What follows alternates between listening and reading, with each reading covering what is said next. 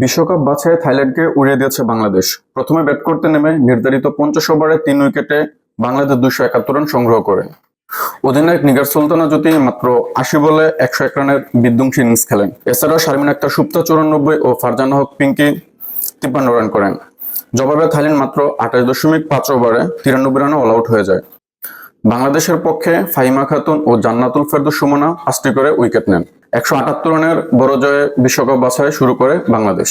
বাংলাদেশের number 1 allrounder Shakib Al Hasan গাজাবাসীর সহায়তার জন্য 10 কোটি টাকা প্রদান করেন। আগামী 12 তারিখ শাহবাগ থেকে হোসেন শহীদ সোহরাওয়ার্দী উদ্যান অভিমুখে মার্চ ফর গাজা কর্মসূচিতে মাহমুদুল্লাহর সাথে যোগ দিয়েছেন মেহেদী হাসান মিরাজ।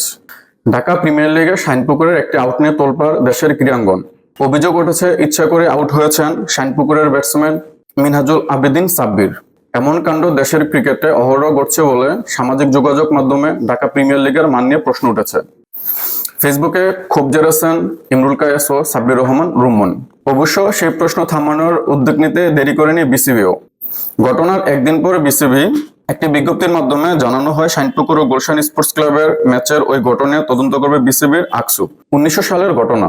আজ থেকে প্রায় 125 বছর আগে প্রথম ও শেষভাগের মতো অলিম্পিকে অন্তর্ভুক্ত ছিল ক্রিকেট। এরপর ক্রিকেটের জনপ্রিয়তা বাড়লেও গত 125 বছরও অলিম্পিকে যোগ হয়নি ক্রিকেট। তবে এবার 1 শতাব্দীর পর অলিম্পিকে ফিরছে ক্রিকেট।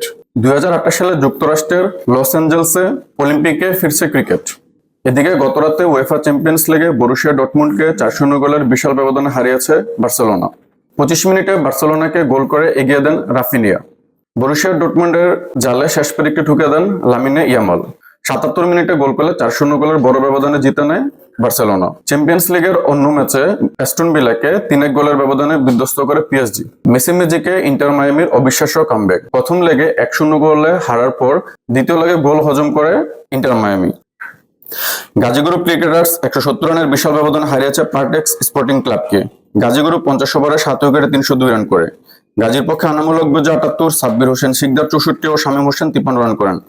জবাবে তাসের গড়ের মতো ভেঙে পড়ে পার্টেক্সের ইনিংস। 31.5 ওভারে 132 রানে অল আউট হয় তারা।